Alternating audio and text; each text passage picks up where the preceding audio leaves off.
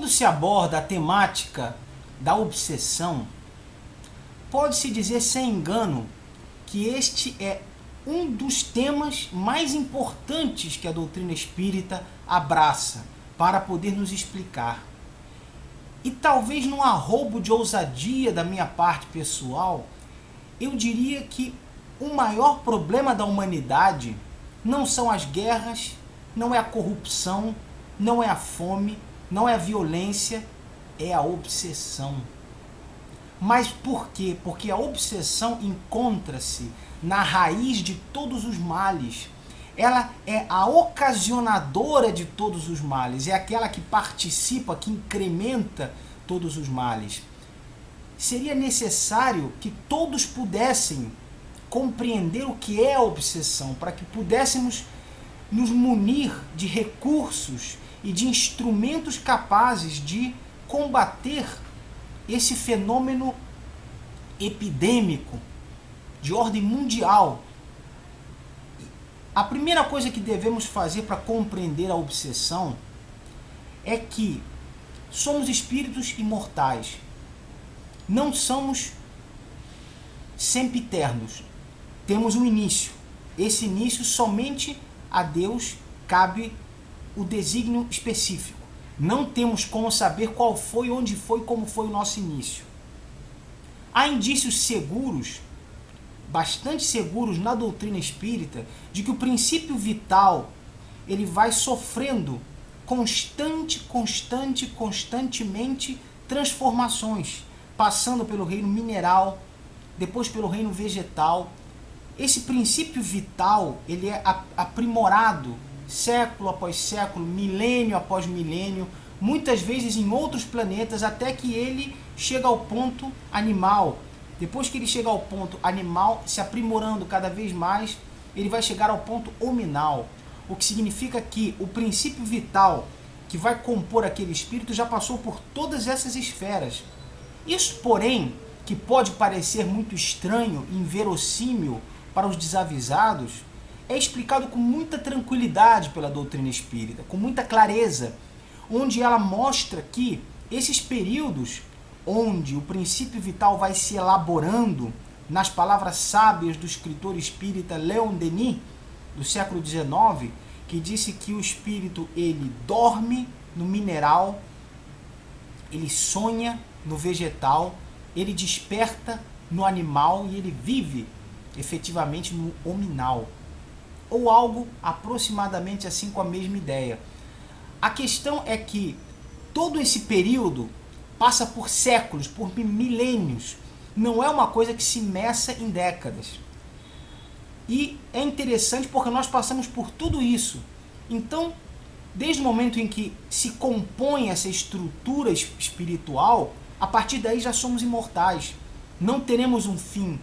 Podemos ter na história um começo, pelo menos um começo ideológico, porque não nos cabe no momento a capacidade de saber exatamente o momento do nosso início. Isso foge à nossa apreciação nesse estágio evolutivo em que nós nos encontramos. Mas, por certo, somos espíritos imortais. Quando somos espíritos imortais, quando se diz e se propaga essa verdade incontestável, eis que, como já falei oportunamente, na morte do corpo, o espírito se desprende. A ciência não localiza o espírito nem quando o corpo está vivo, muito menos ainda quando o corpo morre e o espírito se desprende. Mas ele existe. Ele existe, a prova está na nossa consciência, estamos aqui. Algo que faz mover este corpo, que pensa, que sente, que sonha, vai além da própria matéria. Então a questão espiritual, ela existe incontestavelmente. A partir daí, do momento em que raciocinamos que somos espíritos imortais, a primeira lógica que se nos afigura, que se mostra aos nossos olhos, é que se nós vivemos antes desta encarnação, e por certo viveremos depois em outros corpos, onde estávamos nós em encarnações anteriores? O pesquisador Ian Stevenson realizou inúmeras pesquisas com milhares de pessoas de vários lugares do mundo, onde as encarnações passadas eram lembradas e cujas provas eram de tal forma irrefutáveis que É muito difícil que alguém consiga ler um livro sequer de Ian Stevenson sem que se convença irrefutavelmente do princípio da imortalidade da alma, da realidade da imortalidade da alma. Então, a questão, onde nós estávamos no passado? Evidentemente que aquelas fantasias que o público, que o povo tem, porque eu fui um personagem conhecido, eu fui famoso, eu fui isso, aquilo. Obviamente as coisas não são assim, mas nós estávamos lá na linha do passado, 1800, 1700, nós estávamos lá. Nós fizemos parte da história que hoje nós lemos, seja de uma forma insignificante, às vezes como um mercador pequeno, às vezes como um camponês, às vezes como uma pessoa que começou a estudar as letras e depois, posteriormente, ensaiou-se como jornalista e hoje é um escritor, etc. Mas a questão é que nós estávamos lá. Nós fizemos muitas coisas que a compreensão posterior de séculos e de encarnações posteriores nos fez entender que nós erramos. E nós corrigimos o nosso erro e nós nos arrependemos de grandes maldades, de grandes crimes, de grandes coisas que nós fizemos profundamente desagradáveis e que carrearam para isso algumas antipatias. Porque vejamos, arrepender-se é um capítulo necessário, mas é preciso reparar o mal também. O mal que é feito, o primeiro passo é o arrependimento. Ou talvez o sofrimento seja o primeiro passo, mas arrependimento é algo que chama a corrigenda, chama a recomposição do dano sofrido. Eu me arrependo, mas eu preciso reparar. Então, nós estávamos lá, nós fizemos aquilo que hoje condenamos. Vem a grande questão. O que me faz dizer que eu fiz coisas erradas no passado? Muito simples. Averiguemos nós, em nossa consciência, as nossas inclinações, averiguemos aquilo que está dentro de nós e que nós sentimos como vontade, como intuito, como inclinação, como tendência, mas que não fazemos.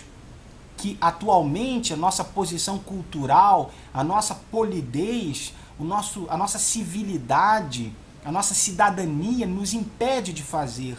Mas às vezes nós olhamos e sentimos inclinações. Se não fosse a polícia eu matava aquele cara. Se não fosse isso eu faria aquilo. Se não fosse... As inclinações que muitas vezes nós temos são pequenos indícios daquilo que nós já fizemos, provavelmente em outras vidas. E muitas vezes o que nós sofremos é o indício também daquilo que nós fizemos. É só fazer um cálculo matemático. Para isso eu citaria como exemplo uma história da minha própria pessoa.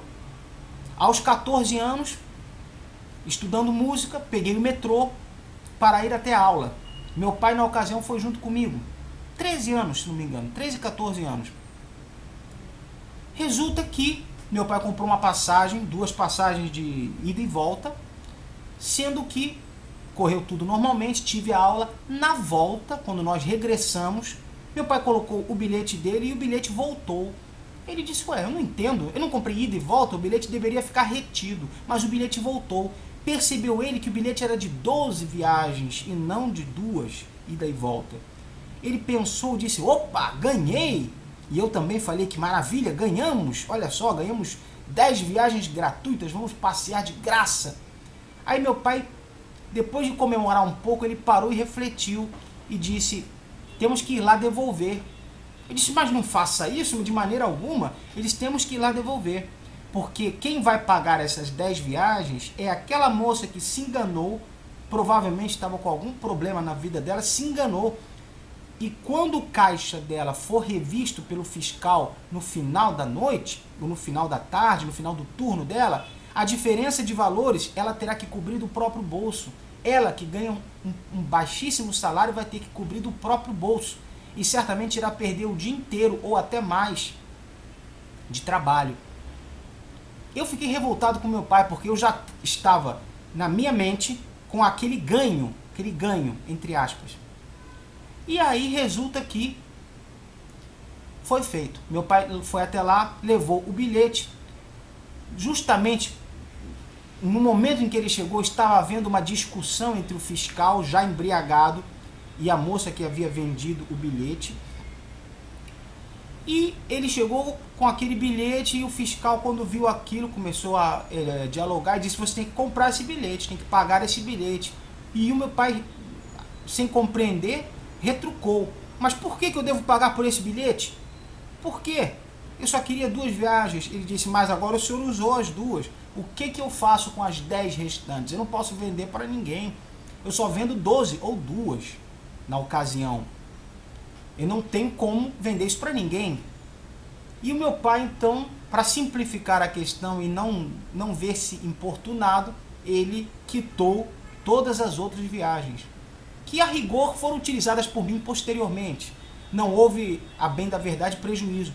Mas eu, na ocasião, disse ao meu pai: você foi bobo, que você poderia ter ficado com aquilo para você. Você poderia ter ficado com esse lucro para você. Esta era a minha tendência aos 14 anos. Isto era o que eu trazia de vida anterior como intuição pessoal e como inclinação pessoal. Isto era o que eu trazia.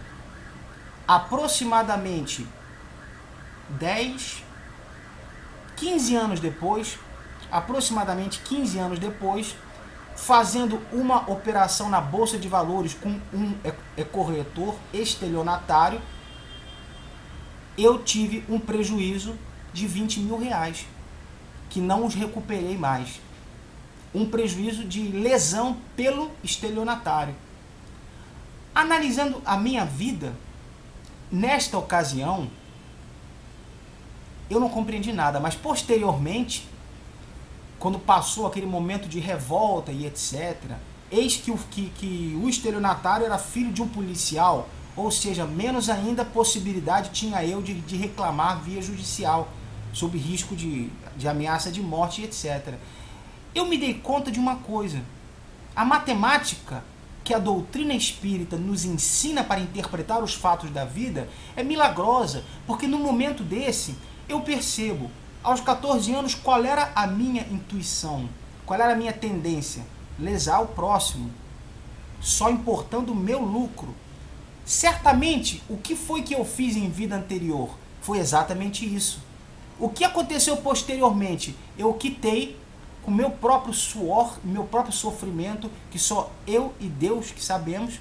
Eu quitei com meu próprio sofrimento aquilo que havia, aquele mal que eu havia feito por certa encarnação anterior, porque nesta encarnação nunca lesei ninguém, nem sequer perto desse valor. Mas certamente eu fiz em outra vida. Aproveitei esta para quitar. Esta é a iluminação que a doutrina espírita nos traz e nos ensina que nada acontece por acaso, e nos prova que nada acontece por acaso. Não é apenas uma falácia, é uma prova. Então, quando digo nós já vivemos anteriormente, carreamos por certo antipatias, males que fizemos, males terríveis, dos quais depois nos arrependemos e depois reconstruímos nossas vidas, mas faltou, além do arrependimento, recuperar o mal, reconstruir o que foi destruído nas vidas e nas esperanças de outras pessoas.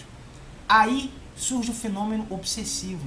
São espíritos que, muito frequentemente, aí falo de uma espécie de obsessão. Não me aterei no momento a todas as modalidades que possam haver, apenas o conceito, a ideia que deve ser compreendida por todos nós quando se fala em obsessão. Muito simples. Essas antipatias que carregamos de outras encarnações, elas chegam até nós com aquele mesmo ódio cristalizado, aquela mesma repugnância cristalizada, e nos atormentam.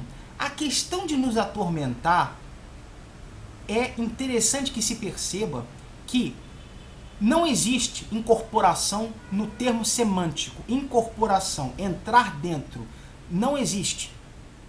O Espiritismo nos explica que nós, espíritos, somos senhores de um corpo e nele estamos. Ninguém nos retira dele e se substitui a nós. O que acontece é a influência. É quando o espírito se aproxima e ali ele sintoniza, como se fosse uma estação de rádio, simbolicamente falando. Essa sintonia acontece de perispírito para perispírito. É a afinidade fluídica, afinidade energética, afinidade magnética, de similaridade de fluidos. Esta similaridade é que vai fazer com que um espírito obsidie o outro, porque o outro lhe dá guarida. O outro, de uma forma ou de outra, com suas imperfeições, lhe abre campo. Esta obsessão, que é a obsessão que provém das vinganças, ela pode ser, com certeza, mais grave, a ponto de se criar uma subjugação onde a pessoa perca noção e haja como um louco e sem ter o mínimo controle de seus movimentos. É uma espécie de obsessão pior. Aqui Kardec, no capítulo 23 do Livro dos Médiuns, expôs muito claramente subjugação, fascinação, são várias modalidades, vários graus onde a influência do espírito se manifesta em nossa vida, em nosso perispírito. O interessante disso é que o mesmo fenômeno, apesar de não ter raízes de vingança, ocorre com espíritos que, apesar de sofredores, enfermos, e não terem nada contra nós em especial, se afinizam com nossas vidas e trocam energeticamente os fluidos, compartilham de vícios, de drogadição, compartilham de crimes, compartilham de promiscuidades, de locais pouco dignos, de atividades de jogo, de vários tipos de vícios, de vários erros, compartilham por afinidade de fluidos. Ainda que não tenham nada contra nós de outras encarnações e não possam ter corpo físico para aproveitar-se do cigarro, por exemplo, permanecem junto com quem fuma e incentivam para que aquele fluido sentido pelo fumante encarnado seja reabsorvido pelo desencarnado. Essa troca é a única forma que o desencarnado tem de absorver alguma coisa do cigarro que ele permanece viciado, cristalizado mentalmente. Então é outro tipo também de obsessão que não vem da vingança. Mas a grande questão é que não há possibilidade de que um espírito influencie em outro perispírito encarnado sem que haja uma mínima que seja afinidade fluídica, afinidade de caráter. Não adianta que um espírito sugira o assassínio em alguém que não tenha tendência para o assassínio e se horroriza com a ideia, porque não irá cometer nunca por si próprio um assassínio. Aquela ideia não irá atravessar e alojar-se pelo seu psiquismo. Ela encontrará espaço vazio, oco. Mate. Não mato, não tenho vontade, não adianta. Então, esse escudo é uma coisa fantástica que a doutrina espírita nos ensina, que a proteção parte de dentro de nós, da autorreforma íntima. A autorreforma é aquela que nos mostra que a nossa conduta, os pensamentos que nutrimos, as atitudes e as decisões que nós tomamos, tornam-se repelente e escudo dos espíritos obsessores ou tornam-se convite para os espíritos obsessores. Depende da nossa conduta e da nossa atitude. Até mesmo quando uma pessoa realiza algum tipo de trabalho espiritual, de raízes africanistas, como por exemplo candomblé, algumas outros setores de religiões africanistas, que a pessoa pede a um espírito que faça mal a um outro, a uma outra pessoa encarnada. O vulgo costuma dizer trabalho de macumba. O que acontece com isso é que, sendo convidado o espírito a fazer o mal, espíritos, por certo, num degrau evolutivo bastante inferior, bastante denso, bastante material, eis que fumam, eis que bebem e etc., a prova de sua materialidade, estes espíritos, ao se colocarem oferendas, eles se utilizam da energia daqueles alimentos justamente para, com aquela energia, aproximarem-se daqueles a quem irão fazer mal. O curioso disso é que eles precisam de uma abertura de porta da pessoa para que ela possa sofrer o mal. Então eles começam a sugerir pensamentos depressivos, de autodepreciação, de desestímulo, para que a pessoa dê guarida a esses sentimentos e com a sua guarda baixa, ela facilite a ação dos obsessores. Obsessores, neste caso, enviados por outrem. Mas existem obsessores de outras encarnações e obsessores que nem têm um aspecto e nem têm outro, são obsessores por afinidade. Eis que quando temos uma ideia, e essa ideia emana uma energia, seja boa ou seja ruim, atraímos energias similares. Atraímos certamente espíritos que estão na mesma frequência vibratória. Este é um ponto muito curioso que deve ser colocado claramente. A maneira que nós temos de combater a obsessão, em primeiro lugar, é a partir do terreno dentro de nós que temos que impermeabilizar para que as influências externas não se aproximem e não encontrem guarida conosco. Os maus pensamentos, as ideias de egoísmo, as ideias de desestímulo, de depressão, as ideias de ciúmes, todo tipo de sentimento deletério, ruim, acaba por criar um padrão vibratório que permite esses espíritos se aproximarem. Mas se nós tivermos o hábito da oração, mas não a oração de meras palavras.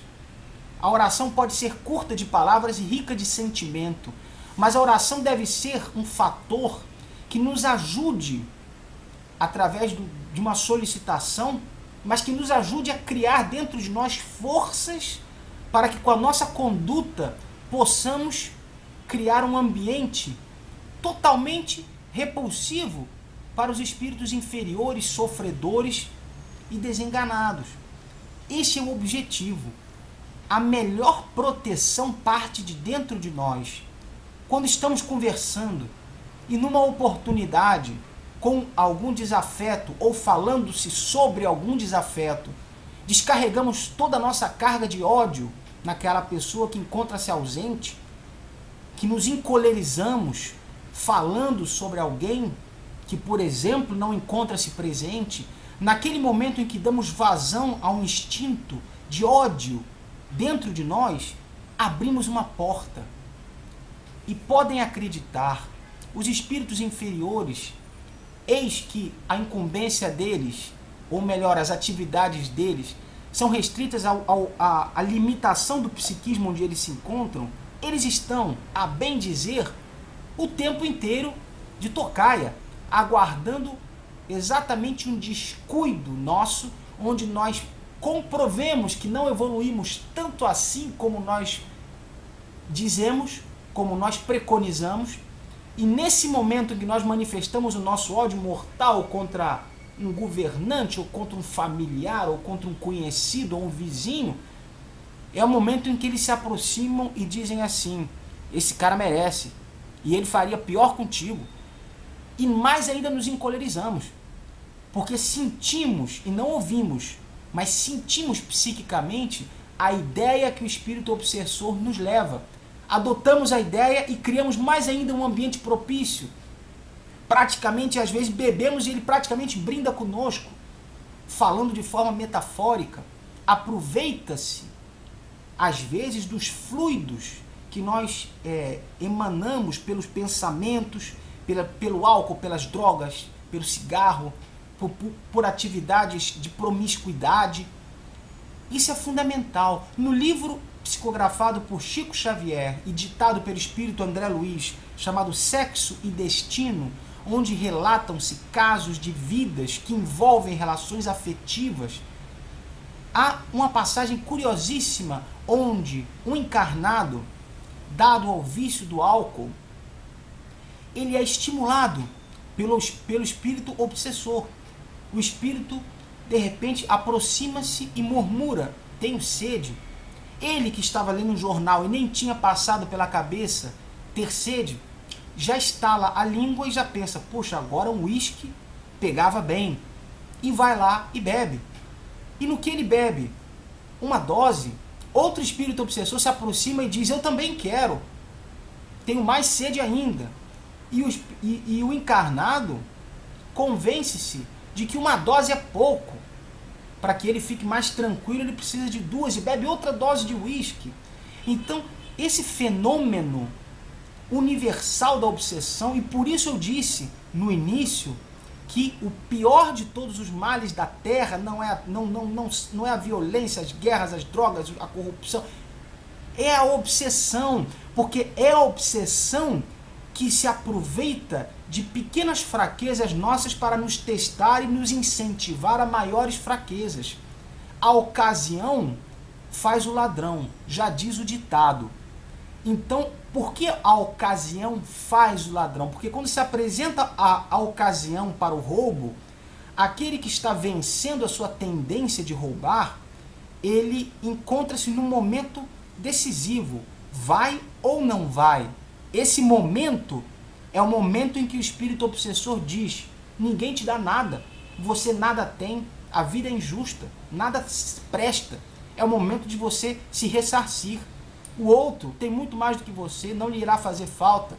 É o momento em que, por argumentos falsos, por argumentos que não resistem ao crivo da razão, o cidadão que estava no momento de tentativa de vencer o seu instinto do roubo, ele vai e rouba. E ele cai novamente no equívoco.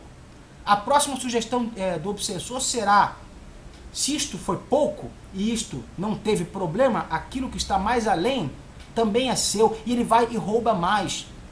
O espírito obsessor diverte-se em fazer com que aquele encarnado, que muitas vezes o prejudicou terrivelmente em encarnação anterior, sucumba no roubo, no roubo, no roubo, e muitas vezes na prisão e no cárcere que lhe segue. Essa questão é fundamental que se compreenda. Nenhum tipo de doutrina, nenhum tipo de crença, nenhum tipo de concepção filosófica, moral, que não parta principalmente da autorreforma, vigiai e orai, não só orai, vigiai, dizia o Cristo. Nenhuma crença que não parta da autorreforma pode subsistir de alguma maneira, porque é dentro de nós que começa a transformação para que nos tornemos fortalezas.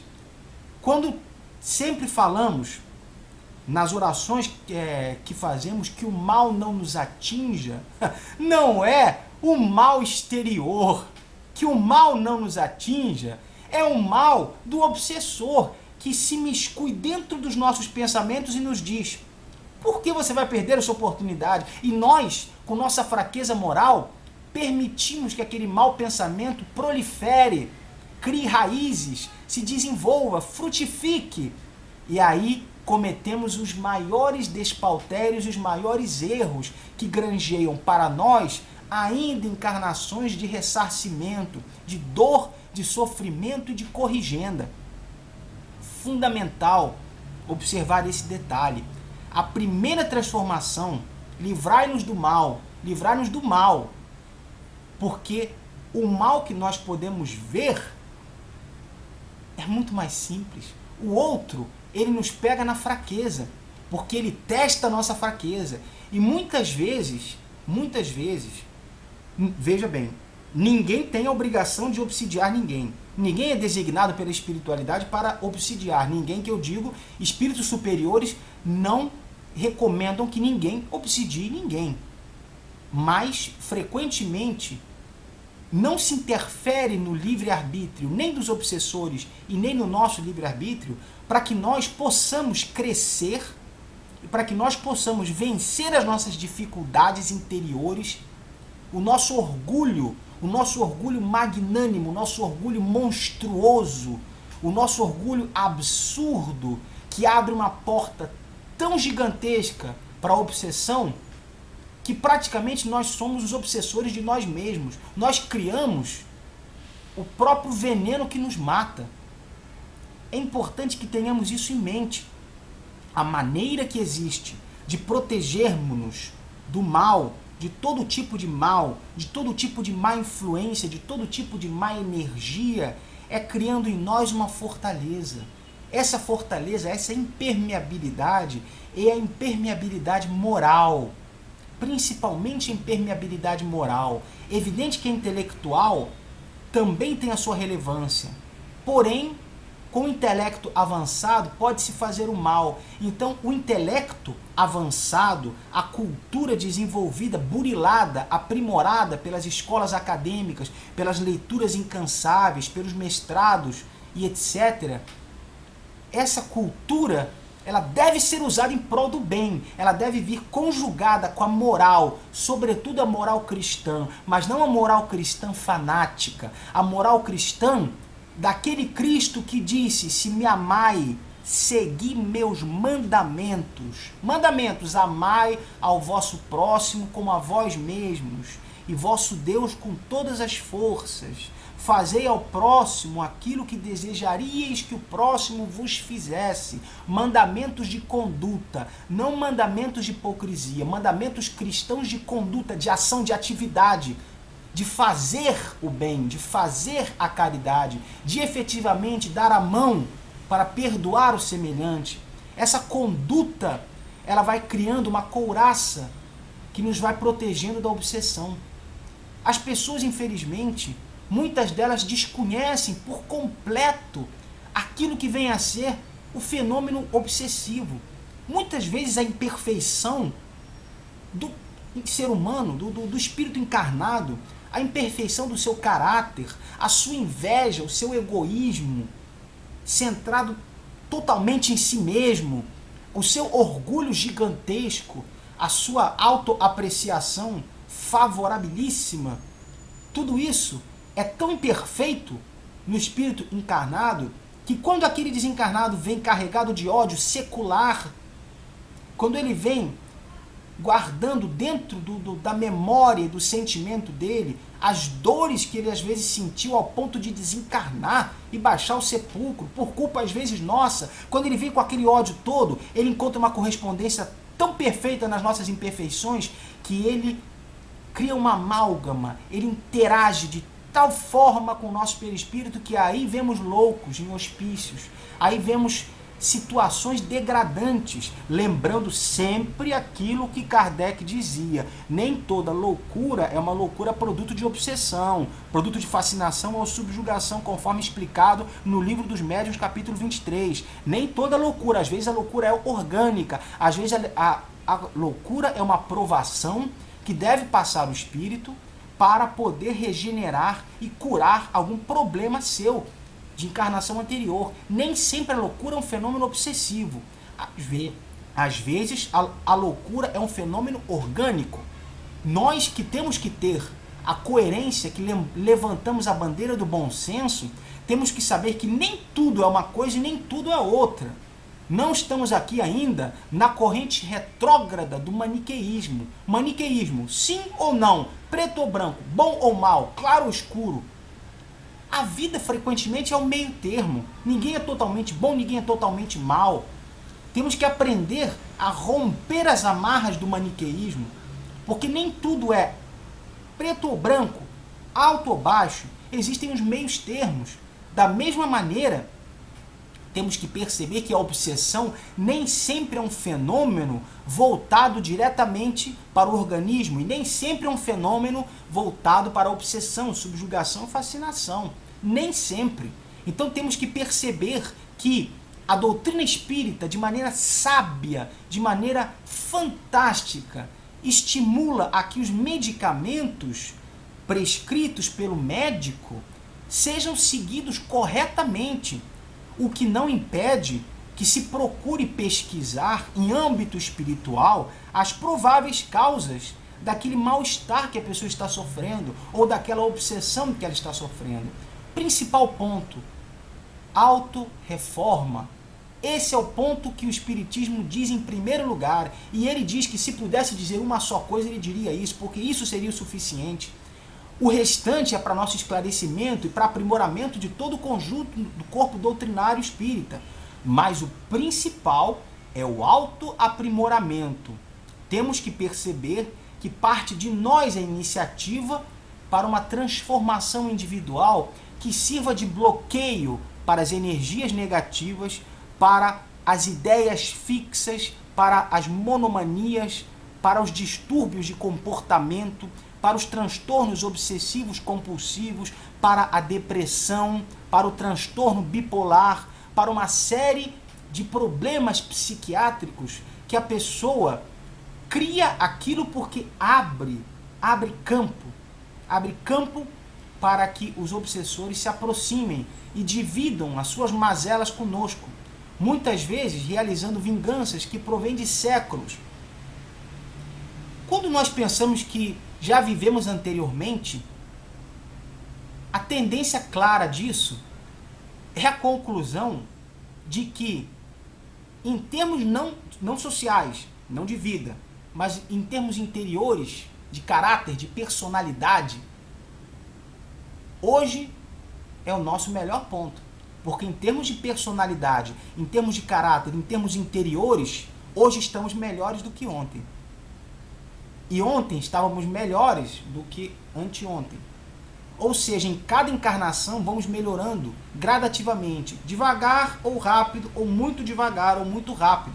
Depende do nosso interesse, da nossa força de vontade. Mas é óbvio que moralmente, culturalmente, interiormente, o espírito nosso hoje está melhor do que antes. Eu pergunto então, diante de todas as nossas imperfeições, diante de todas as nossas tendências errôneas, de todas as nossas inclinações a desejos menos dignos, diante de todas as nossas falhas, eu pergunto, como será que nós éramos anteriormente? Éramos muito piores. Éramos muito piores. Calculemos o que nós fizemos em encarnação anterior, já que éramos muito piores. Calculemos o que nós fizemos. Fizemos coisas muito piores, pelas quais nós estamos quitando atualmente encarnação momentânea, neste momento. Eu pergunto, é possível a cada um de nós entender que a nossa situação espiritual, psíquica, mental, moral, cultural, nada tem a ver com o fato de nascer rico, ou nascer pobre, ou com alguma deficiência física, ou etc., ou bonito ou feio, etc. Nada tem a ver a condição social com a condição do espírito. Portanto, não quer dizer que em vida anterior fomos mais pobres, e nem quer dizer que fomos menos ricos. O que quer dizer é que nosso espírito era pior anteriormente, e hoje está melhor. E diante de tantos defeitos que nós temos, repetindo o meu conceito, eu pergunto, o que nós fizemos em anterior encarnação? Não foi nada bom. É por isso que hoje estamos passando pelas situações que nós passamos. E cabe a nós parar de negar o fenômeno obsessivo. O obsessivo, o fenômeno obsessivo, não trata de demônios ou entidades mitológicas. São espíritos de pessoas que viveram aqui como nós e que, enclausuradas em sofrimentos, em decepções, em vidas às vezes perdidas por uma bala, por uma facada e etc., a revolta de tal modo lhes cristaliza a mente que nada lhes tira o desejo de vingança. Não são demônios, são espíritos sofredores, irmãos sofredores nossos. Pessoas que já viveram e que desencarnaram em sofrimento e que permanecem cristalizadas no sofrimento e na vontade de vingança. É claro que isso tem um tempo. Chega um momento em que o sofrimento desse espírito começa a lhe ensinar que ele não pode mais continuar. Vários fatores colaboram para isso. O primeiro fator que colabora para isso é o nosso perdão. Se nós tivéssemos a sabedoria de todos os dias fazermos uma oração que seja pelo benefício e pela iluminação dos nossos espíritos obsessores, fazer uma oração não por nós, mas por eles, para que eles encontrem a paz, para que eles encontrem a tranquilidade, para que eles encontrem o caminho de regeneração de seus espíritos, para que possam ter novas encarnações melhores, mais proveitosas e que caminhem no rumo do infinito evolutivo e que parem de se enclausurar nesse sofrimento, porque nós que estamos sendo obsidiados somos as correntes deles também. Eles ficam presos a nós e nós ficamos presos a eles. E as ideias ruins nos vêm aos borbotões, nos momentos inadequados. exatamente uma conjugação de pensamentos. Por isso o gênio tem ideias boas aos borbotões, porque ele torna-se, dentro da genialidade dele, não quero dizer que ele seja perfeito, mas dentro da genialidade dele, ele torna-se um veículo para a manifestação de outras genialidades. Então o gênio, ele senta, escreve absurdamente, compõe absurdamente, cria obras geniais aos borbotões, porque vem dele e dos outros também. Por isso temos que tentar ser veículos do bem, e não veículos do mal. Então entendamos, o obsessor é um sofredor. Ele é um sofredor porque não conseguiu encontrar a catarse de seu sofrimento. Não conseguiu encontrar o perdão. Me faz lembrar a clássica e maravilhosa história de Abraham Lincoln. Quando Abraham Lincoln foi assassinado, e o seu assassino foi perseguido, foi morto um tempo depois, no momento em que o seu assassino despertou, no plano espiritual, Lincoln se encontrava ao lado dele. Essa história maravilhosa, de grande, imensa beleza, já foi relatada por vários espíritas em várias situações, em vários livros. No momento em que o espírito do assassino de Lincoln desperta, Abraham Lincoln se encontra ao lado dele e lhe dá a mão. Levante-se, meu irmão. O assassino toma um susto absurdo. Ele não entende o que está acontecendo, até ele se dar conta de que desencarnou. E percebe que aquele que está na frente dele foi quem ele matou, entre aspas. E que não está mais morto, porque o espírito não morre nunca. No momento em que ele vê aquilo e se assombra, é o momento em que Lincoln aproveita para dizer: irmão, levante-se, que você está perdoado, não se preocupe. Essa é a essência do ensinamento. Lincoln se encontrava lá para perdoar aquele que o havia assassinado. Esse é um espírito de Skoll. Esse é um espírito de rara grandeza. Nós temos que tentar sempre, uma vez por dia, orar para a iluminação dos nossos obsessores, para que eles se libertem das correntes que os prendem a nós e que possam galgar a paz, que eles também são filhos de Deus, também merecem a paz. Esse é um ponto principal, porque frequentemente em nossas vidas, às vezes nós precisaríamos de um pequeno descanso dos obsessores para podermos encontrar um caminho um pouco melhor. Mas, em primeiro lugar, a melhor maneira de ensiná-los é saber que eles existem, parar com essa besteira de negar, porque isso isso não faz sentido. Parar de negar a existência dos obsessores, porque eles acham muito engraçado a gente negá-los. Muito engraçado, muito cômico. Parem de negar a existência dos obsessores em nossas vidas, porque eles existem. Eles existem.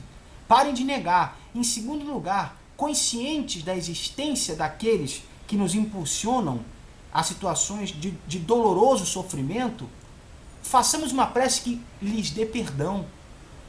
Amigo sofredor, eu lhe perdoo por tudo que você pode ter me feito. Em primeiro lugar. Em segundo, rogo pela sua iluminação. Não leva tanto tempo. A questão não é o tempo, a questão não são as palavras, é o sentimento. O sentimento de gratidão, porque aquele obsessor nos testou na nossa têmpera, no nosso caráter, e agora nós conseguimos dar um passo adiante. Esse é o passo a que o Espiritismo, a doutrina espírita, chama todos nós. Demos um passo para mostrar aos nossos amigos obsessores de que no fundo, nós estamos caminhando, estamos crescendo, estamos reconhecendo os erros. Se eu errei contra vocês, me perdoem. Eu estou aqui para quitar as minhas dívidas, a minha vida é essa, e no futuro ainda quitarei mais as minhas dívidas. Mas vamos procurar caminhar juntos, vamos procurar crescer e evoluir espiritualmente. Esse ponto é um ponto fundamental que todos nós compreendamos e que não neguemos mais os obsessores e que criemos com o nosso caráter um exemplo para eles, para que eles possam nos abandonar crescendo e evoluindo. Esse exemplo nós encontramos em nós quando procuramos ser mais caridosos, quando procuramos ser mais generosos, quando procuramos esquecer mais as ofensas, quando procuramos perdoar mais, quando procuramos ser menos agressivos na palavra, no gesto. Não quero dizer com isso que eu consiga isso tudo. Eu apenas estou retratando a doutrina espírita que eu tive a bênção, nas graças de Deus, de conhecer. Em primeiro lugar, saibam que as dissertações que eu faço em vídeo, eu as escuto depois para aprender, porque eu mesmo preciso desses ensinamentos. Não sou um mártir que está dando lição em ninguém. A primeira lição é para mim. Eu assisto isto depois. A primeira lição é para mim. Podem ficar tranquilos a esse respeito. E eu muito menos estou livre de obsessão, muito pelo contrário. Talvez seja eu mais obsidiado do que qualquer um de vocês. A questão é reconhecermos as coisas e sabermos que cabe a nós uma postura melhor, mais otimista, uma postura onde sempre que nós possamos dar uma palavra de ânimo e de estímulo, de encorajamento, uma palavra pacificadora, que acalme os ânimos, que estimule a cura, uma palavra, um gesto, uma conduta, ainda que não seja conhecida. O importante é que a conduta tenha a sua energia própria. Essa energia, ela é individualizada. Se eu faço bem a meu semelhante, a energia do bem, ela fica limpando as sujeiras que eu porventura tenho em algum ponto necessário. Mesmo que ninguém saiba do bem que eu fiz, não é o conhecimento do bem, não é o conhecimento do mal que gera uma energia intrínseca, é a conduta. Porque a conduta, ela gera nos outros situações de sofrimento. A conduta, ela gera dor. A conduta, ela gera alegria. A conduta, ela gera felicidade. Se eu deixo uma cesta básica na porta de uma pessoa carente e ela não sabe que fui eu, ela vai ficar feliz. Essa alegria está conectada com a causa, nesse exemplo, que fui eu. Então, essa energia não se perde. O fio condutor causal não se perde entre o causador e o fato ocasionado. Essa energia não se perde, fica conosco o que fizemos, mesmo que ninguém saiba. É por isso que disse Jesus em suas maravilhosas e sapientíssimas palavras: não sairás até que pagues o último ceitil, até o último ceitil, porque tudo que fizerdes, por isto pagarás. Quando diz o Cristo, muito claramente, aquele que fere pela espada também será ferido, esta aparente lei de Talião não é de incumbência nossa. É a espiritualidade que saberá a correspondência entre o mal que fazemos e aquilo que precisamos quitar.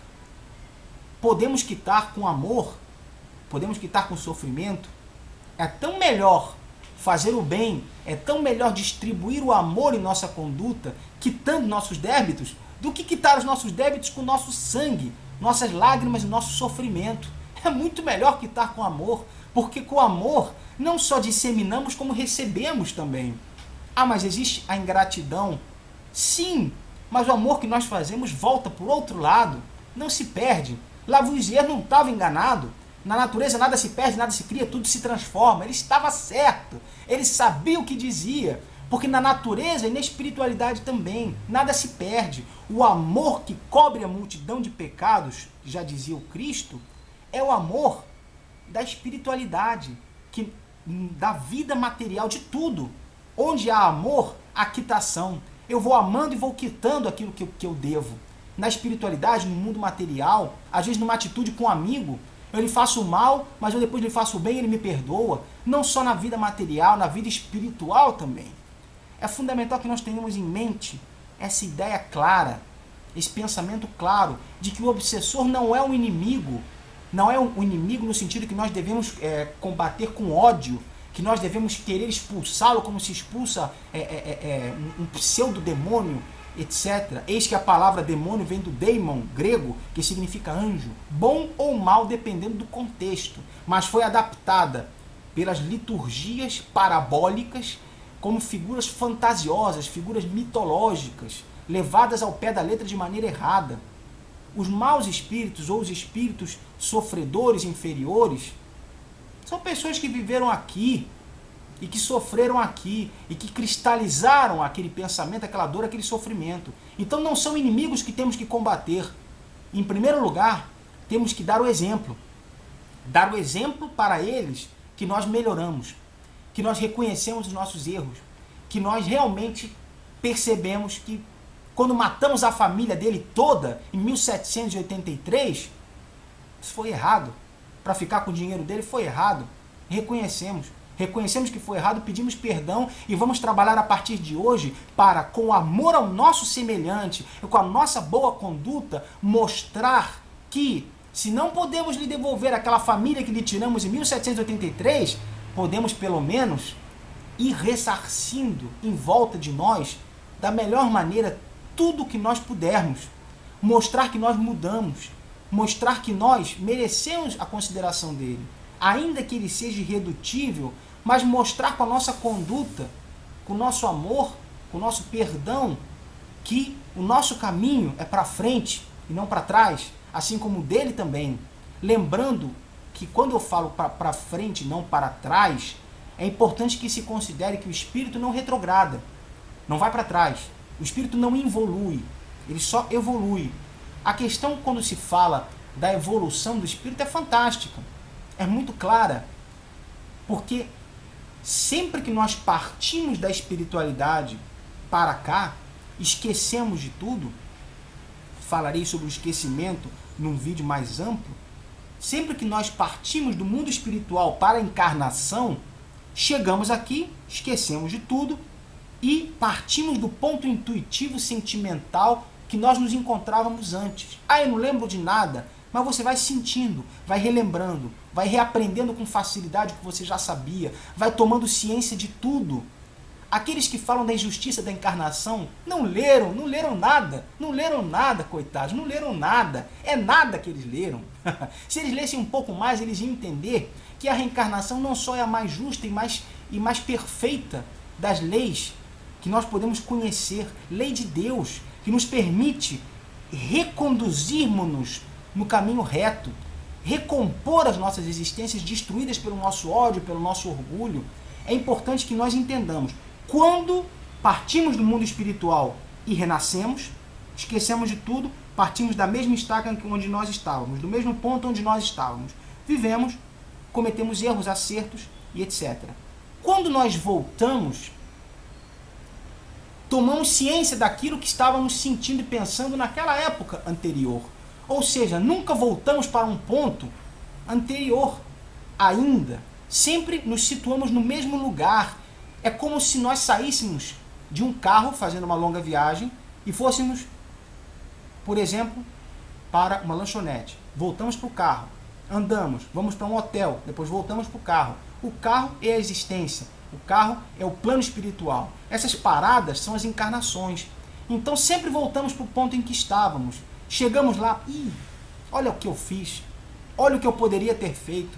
A pessoa se dá conta, vai se dando conta aos poucos, ainda que fique cristalizada, como os espíritos obsessores, mas eles permanecem naquele ponto, eles não pioram, eles não desaprendem o que aprenderam culturalmente, eles não modificam as situações espirituais onde eles se encontram para trás, somente para frente. Esse é um ponto interessante. Porque quando se diz, na obra de Kardec, que o espírito somente evolui, significa que ele pode ficar estacionado. Dias, meses, anos, décadas, séculos, milênios. Ele pode estacionar, recrudescendo e permanecendo no mal, mas ele não vai para trás. Ele não volta a um estágio primata, um estágio de incompreensão, não sabe o que é nada, come folhas, raízes, se arrasta no chão. Ele não retrograda. Ele só vai para frente. Desse modo, cabe a nós também o auxílio e o exemplo para que os obsessores também caminhem para frente. E assim nós, pouco a pouco, além de orientá-los e de ajudá-los, também vamos nos desvencilhando dessas marcas que ficam conosco. A oração, o maior e mais sublime papel da oração é nos fortalecer o moral e a nossa conduta para que nós possamos, apesar das influências que nos impelem para situações negativas, as ideias, as palavras, as condutas, apesar disso, que consigamos fazer o caminho de volta, regressar e procurar não fazer o mal que tínhamos vontade, não fazer aquele crime, não criar o mal que nós teríamos vontade naquele momento, não sucumbir para os vícios nefandos e funestos que nós teríamos vontade, entender que nem toda ideia que vem em nossa mente é nossa, nem toda ideia que vem em nossa mente é nossa. Quantas vezes estamos distraídos e aparece uma ideia em nossa mente, de repente, que vem não se sabe de onde? Nem toda ideia que vem em nossa mente é nossa. Então não é porque aparece em nossa mente que vamos cometer um erro. Ah, apareceu na minha mente, não é por isso que eu vou cometer. Eu tenho a capacidade de ter uma ideia que não vem de mim, mas eu também não sei naquele momento de onde vem, mas eu tenho capacidade de ter uma ideia e regressar. Vou cometer um crime? Não, não quero.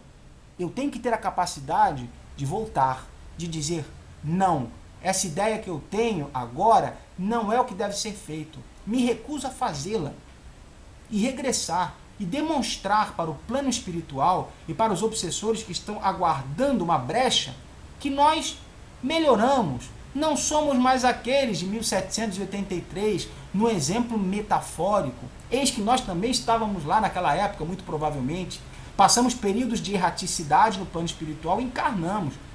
Mas podem crer, a afinidade que muitas vezes sentimos com filmes antigos, filmes que se passam em épocas de Roma, em épocas da Idade Média, em épocas da Revolução Francesa, da Revolução Industrial, se passam em outros países, em outras culturas, envolvendo fazendas, envolvendo lugares diferentes, com natureza específica, construções antigas. Nós estávamos lá, e é por isso que nos vem aquela saudade profunda daqueles momentos em que nós estávamos lá e que vivemos aquilo. Então, quanto mal fizemos? Quanto mal fizemos? Temos que ter essa consciência e não considerarmos-nos santos. Lembremos que, como eu falei, hoje temos uma concepção, mas eu lhes garanto, anteriormente era pior. Anteriormente nós não tínhamos essa elevação que nós temos hoje. E é por isso que cometemos esses enganos. Nós temos que encarar a obsessão como um fenômeno pandêmico que assola a humanidade, que é a raiz de muitos crimes, que é a piora de muitos crimes, que poderiam ser mais simples, mas tornam-se mais severos porque o obsessor incita aquele que roubou a também matar, e por aí vai. Temos que entender que esse fenômeno está por trás de tudo. Tudo que acontece, existe sempre uma ponta. Não obstante, não se possa afirmar que 100% seja oriundo das obsessões. Lembrando que se nós damos guarida às obsessões, somos coautores. Estamos juntos com eles, muitas vezes nos crimes. É por isso que nós temos que desconectar, desfazer esse laço fluídico, essa afinidade entre o obsessor e nós. Desfazer essa afinidade para que eles entendam que não mais podem se sintonizar conosco, porque nós agora estamos melhores. Esse é o ponto principal. É um ponto em que, posteriormente, falarei mais a esse respeito. Porém, agora é importante ter em mente que, para livrar-se de todo mal, primeira coisa, auto-melhora. Eu tenho que me tornar melhor para esse mundo em que eu vivo. Eu tenho que ser uma pessoa melhor, que procure fazer o mundo melhor e não pior. A partir desse momento, eu posso entender que o mal terá mais dificuldade de sintonizar comigo. Esse é o ponto fundamental para que todos nós compreendamos. Eu lhes agradeço muito pela atenção. Fiquem na paz de Jesus Cristo. E um forte abraço para todos vocês.